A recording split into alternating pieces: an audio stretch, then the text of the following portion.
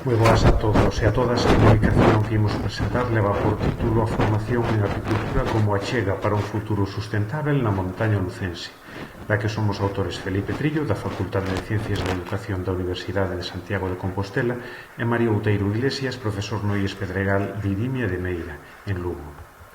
Durante décadas atribuíuselle a Albert Einstein a famosa frase «Se as abellas desapareceran do planeta, ao home se lle quedarían 4 anos de vida», aínda que non hai ningún rexistro de que o famoso físico dixera tal afirmación.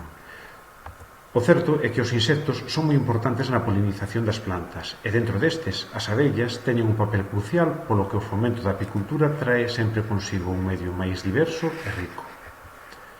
As abellas son, polo tanto, uns vectores polinizadores irreemplazables na vida reproductiva dos ecosistemas naturais, pero tamén aseguran a produción agrícola xerando uns beneficios económicos maiores para os agricultores.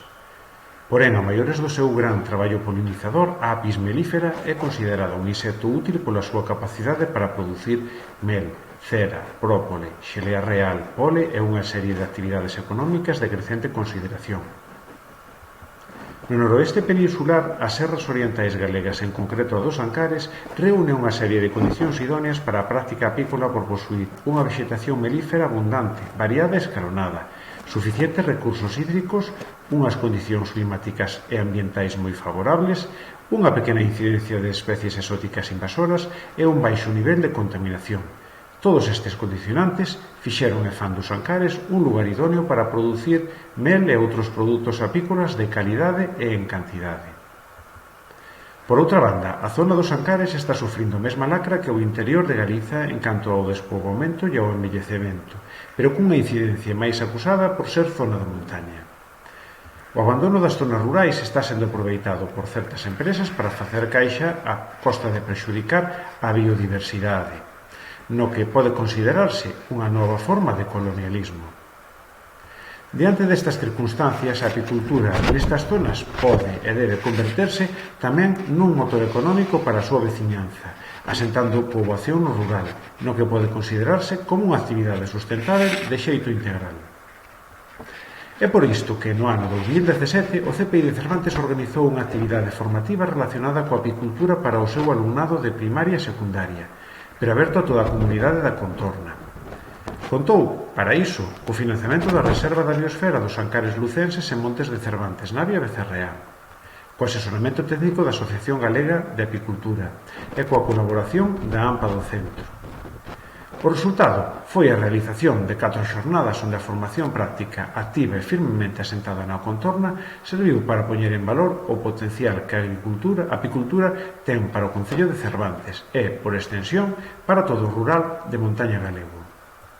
Un proxecto como anterior articúlase alrededor de 2 piares teóricos fundamentais: o traballo centrado na contorna local, por iso podemos ligalo directamente á corrente denominada Place-Based Education, e a sustentabilidade integral, ambiental, social, económica e cultural, que é un dos desafíos do 33º Congreso SIPS.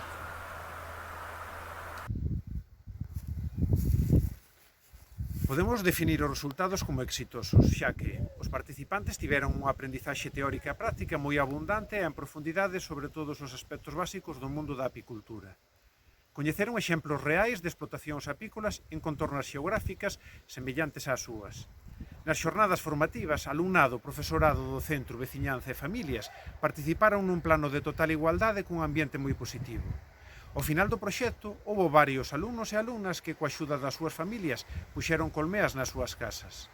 Moitos dos asistentes deixaron de ver as abellas como animais potencialmente perigosos para velas como aliadas para o mantemento da biodiversidade natural, para o aumento da produción agrícola, como bioindicador e como gando doméstico que proporciona uns ingresos complementarios moi salientables. A actividade permitiulles valorar o potencial da zona onde viven, mellorando a autoestima do alumnado. Moitas grazas pola súa atención.